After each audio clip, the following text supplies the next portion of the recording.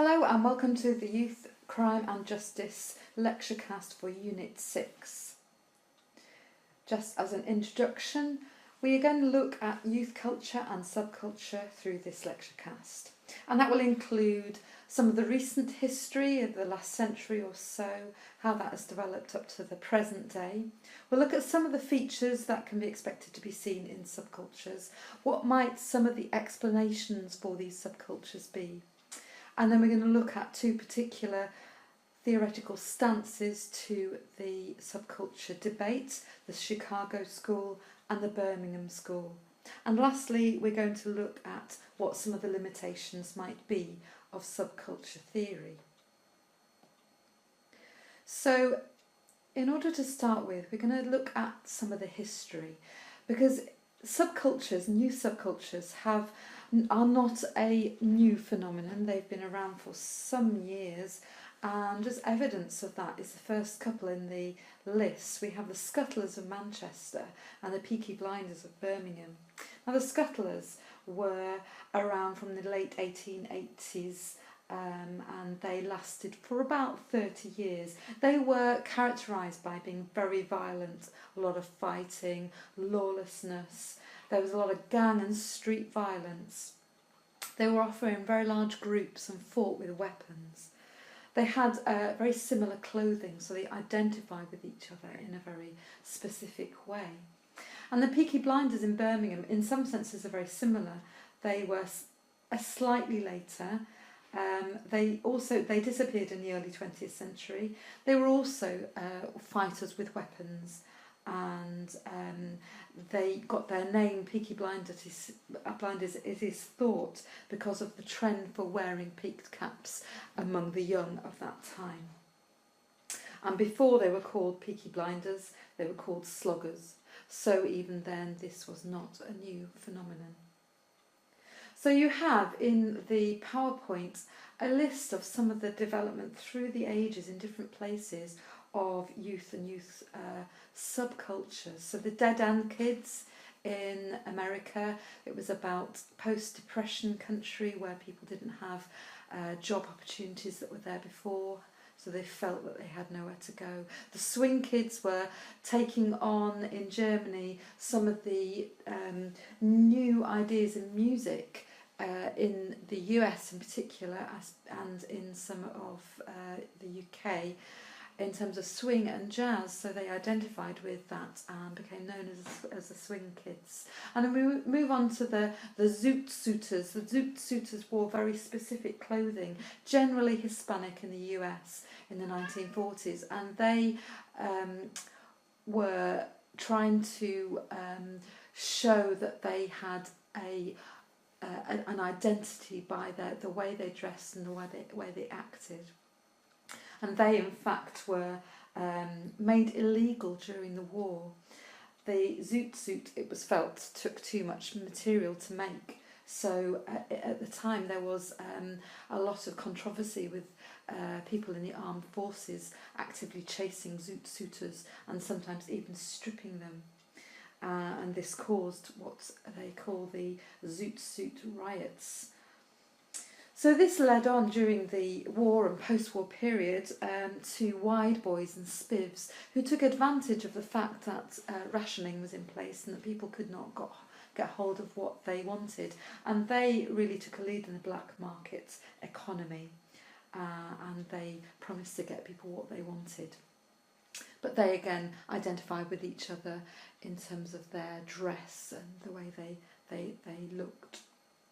So moving on then, the hipsters and the beat generation are again returning to music as being a common key. Jazz and bebop in particular, the pre-rock and roll era.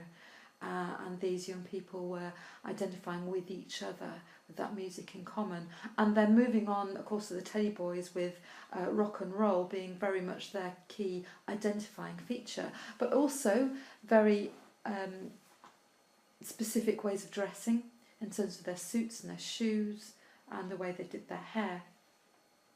So the Rude Boys in 1960s, this was about Jamaica and how the young people, young black men in Jamaica related to each other and developed something of their own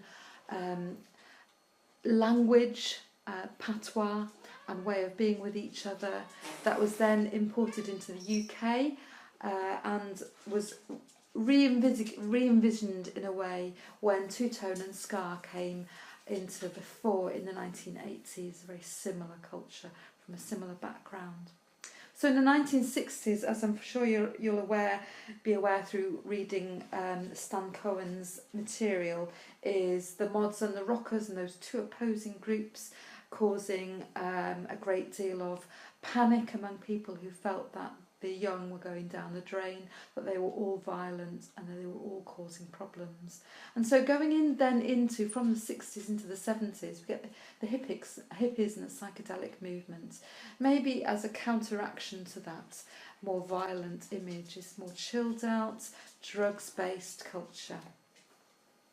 So then moving on from the 60s to the 70s, opposing really that hippie culture is the skinheads and the start of what then evolved into punk or oi culture. So the skinheads were very much recognised by their haircuts, the fact that they had close shaved hair, which then became for some decades after that an unacceptable way to do one's hair, and certainly has been turned over nowadays. So the punk and the oi movement, again, very much centred around music, around style, ways of dressing, doing one's hair, but also about a somewhat potentially threatening undercurrent of violence as well.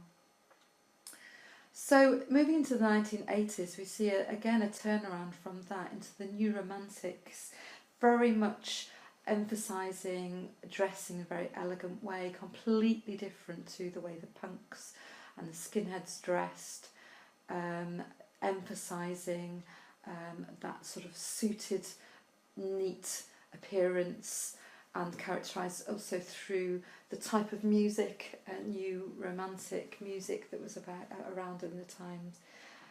So 1980s then saw the beginning of hip hop, and hip hop sort of evolved really from the 1980s through to the 2000s, cultured around music and also around the way people dressed, the way people behaved, the way people talked through rap music, and clearly we can see the way that's moved into the more sort of through the rave culture of dance and the chav kind of identity really as well. So 1980s also saw the beginning of the goth scene, with certain types of goth music coming into play, thinking particularly of groups like The Cure, starting that kind of idea, and also we can see the way that has gone today, maybe through there's the emo identity, which is slightly different but related to the goth identity. Clearly also related to the way people dress, the way people behave around each other. Goth being quite a peace-seeking identity, really. So the rave 80s to 90s is really based around that dance music, the drug scene that facilitates being able to dance for a long time, like ecstasy. And we saw different drugs being characterised through different types of these groups through history.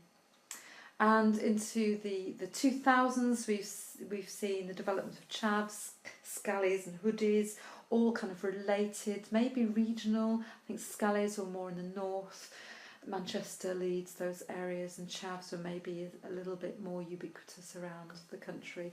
Hoodies being possibly a political term, really, a condemnatory term about relating particularly to what people in those groups wore, particularly identifying the hooded tops obviously, but there were other things like Nike trainers and those sort of sportswear idea. And into today we see the hipster fashion and the emergence of beards, very, very close drainpipe trousers, and that kind of look, which is very much a fashion, and potentially also linked to certain types of music, maybe more indie music as well. So kind of over all of those eras, certainly from the 60s onwards, we have two descriptors. Generation X is really those who were a step beyond the baby boomers, and baby boomers meaning those who were born post-war, and the baby boom that happened as a result of that peace situation. So Generation X, the post-baby boomers, those who became adults in the 1980s, that kind of time.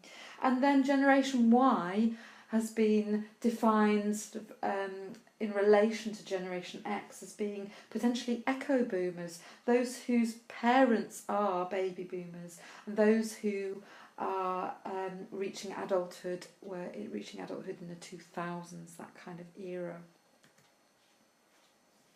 So what are some of the cultural features of these youth subcultures? So generally youth-based, as you might identify through what we've said.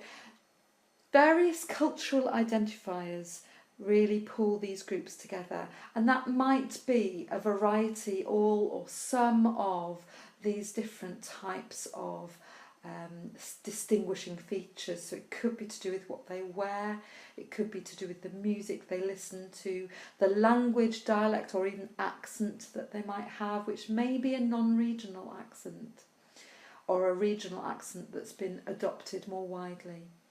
There will be some kind of shared values and potentially some kind of shared street codes of behaviour. So this will be about young people spending their leisure time, their unstructured time, together in groups.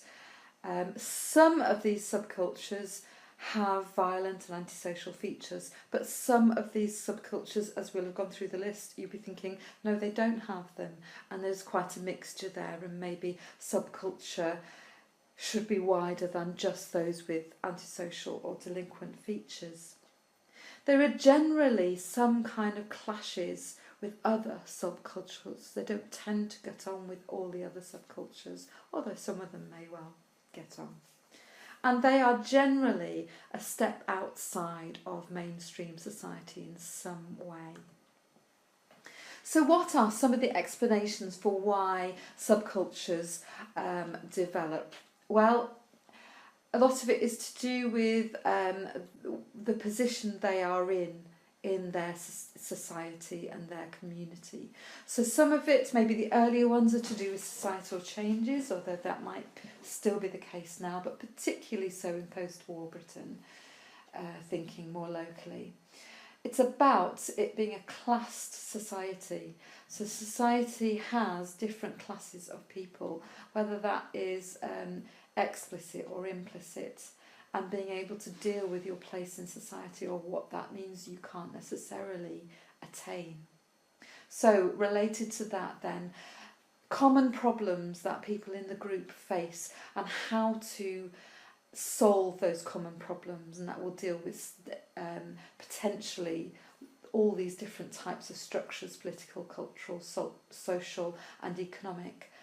And the group answer to these problems might then identify how that group acts in society with other people.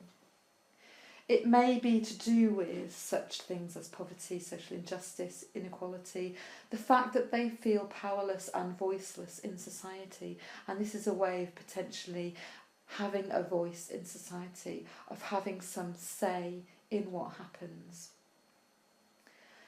Sometimes when there is a victimised attitude among the young people within a subculture, then that subcultural group will reject authority, and there will be an inability to accept the authority of maybe the police, of different aspects of what might be viewed as state authority or community authority.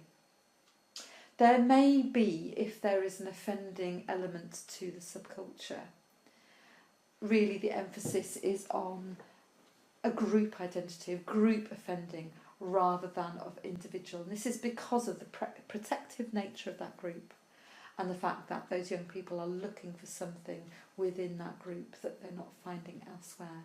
So there may be other familial reasons why young people are part of subcultures, but it's important not to get them necessarily blurred with gangs, although the division between the two terms is quite difficult to make sometimes. So moving on to particular ways of conceptualising subcultures and youth culture. The Chicago School did this from quite an earlier period. The development of in the University of Chicago of a sociology department, which began in the 1890s, really started this, and it's been an ongoing process since then. And they used the term subculture in order to try and look at how delinquency worked, what caused delinquency, and all those factors that might be related to delinquency in youth. So there was a suggestion that if society is disorganised, then this produces an underclass of people who cannot then access the opportunities that might be available more widely to people who are in work, and that underclass is generally used to identify those who are jobless and positionless really in society. They felt it was this interplay between how someone might have self-identified and how society might have perceived someone. So there is a difference there between the two. But there was a link here also with labelling theory, because they felt that actually if someone was part of a subculture, that meant being labelled as part of that subculture. And that inevitably reduced access to societal opportunities more widely because of the social exclusion that might happen as a result of that labelling, as a result of being a part of that subculture. And so if the members of a subculture are rejected by others, rejected by society, they then become much more dependent on each other for their company, for everything that they do together, for their position in society as well. And this can then lead on to a rejection of what normal society might be like, mainstream society. And as we've said, this perceived lack of opportunity, which may be economic, may be social, leads on then to being able to achieve those kind of ends in a different way, a way that might be identified as delinquent or antisocial. And the Chicago School really put forward an idea of this subcultural structure is actually running parallel to mainstream structure, and within it there are opportunities. It has its own value system, its own way of promoting people through that system, through which people then become embroiled when they can't become part of normal mainstream culture. So moving on to look then at the one of the other main schools of thought really about subcultures. This is the University of Birmingham, 1960s to 70s, and it is a Marxist viewpoint, an openly political way of looking at the situation. And they looked at actually young people who were mainly white working class young men, and how they were not able to be a part of society, of consumer society, of what is going on for the mainstream because of the societal conditions in which they were living. And they saw this as definitely some kind of response to their oppression of being part of the working class or even the underclass of society. And the Marxist kind of viewpoint comes in terms of thinking of society or the state requiring people to really be contributors to capitalism, to maintain that system, that consumerist, capitalist system, by buying into it, by being part of the employment structure, part of that whole way of doing society. And they saw the youth culture as very much a rejection of this status quo, if you like, of capitalism, and that youth could actually resist dominant order in a way that other sectors of society perhaps could not do. But a specific limitation to the Birmingham School really is that it does very much centre on white working class men or young men. So it ignores the non-white, it ignores female populations. And it is also clearly a very politically strong stance. So looking at more wider criticisms of this subculture theory, we have a problem in terms of definition, and I mentioned it earlier that the gangs and subcultures can be pulled together. It's very difficult to identify necessarily what you mean by each one, because the definition of subculture is so wide. It could mean a variety of different things, and that also means that we have pulled into subculture things that are not necessarily related to delinquency.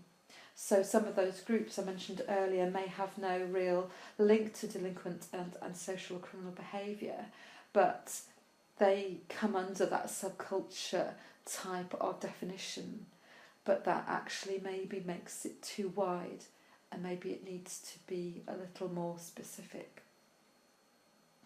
So the third point on this slide really identifies where this issue is a problem, because it could mean those who are opposed to the mainstream, any kind of group, maybe a hippie group, or it could mean those who don't have positive aspirations, don't have access to opportunities within society, maybe because of their potentially underclass situation. But which does it mean? Which are we talking about? Because the results of both of those two different groups of people will be very different behaviour, in fact. So we see often a conflation between subcultures and gangs, especially when talking about subculture in terms of antisocial and delinquent criminal behaviour. And this wideness means that really any group could be considered a subculture. How do we define that any further than just any particular group? It becomes somewhat meaningless in terms of thinking about criminological theory when we decide to define something so widely. But if we look at it particularly in terms of delinquent, criminal and social behaviour, then some of the theory around that, particularly the Chicago School, is very deterministic then about what behaviour will proceed from those groups, really saying that it seems very difficult for young people not to behave in criminal or delinquent ways when they're part of a delinquent subculture. But actually there will be lots of young people who don't, who are a part of that, identify with that subculture, but do not partake in potentially criminal behaviour as a result of that. And that may also be one of the difference between a subculture and a gang, because gangs, I think, probably they would all be swept into this criminal behaviour. With a subculture, it will include potential different factions within it. So this subculture theory really looks at group offending, as said before, but actually there may be personal reasons for somebody offending, even if they are offending as part of a group. So it overlooks that. And I've just put there anomie, which is Merton, have a look at that up, versus differential association, which is Sutherland. So anomie is about an individual trying to meet their own needs and their own difficulties, problem solving through criminal behaviour, whereas differential association is about associating with others who are doing that and being caught up in that way of problem solving. So moving on to thinking about Farrington's identifying domains of risk factor. This negates really all the individual reasons for committing crime, so it's not taking any of those into account, except perhaps as a reason for identifying as part of a subculture in the first place. But as a result of this determination really regarding behaviour, there is an over-prediction of criminal behaviour as being a feature of particular groups. And we saw that in terms of Stan Cohen's examination of the mods and the rockers, that he found that actually there was an over idea of how criminal these two groups actually were, which resulted in the moral panic and the over reporting of that.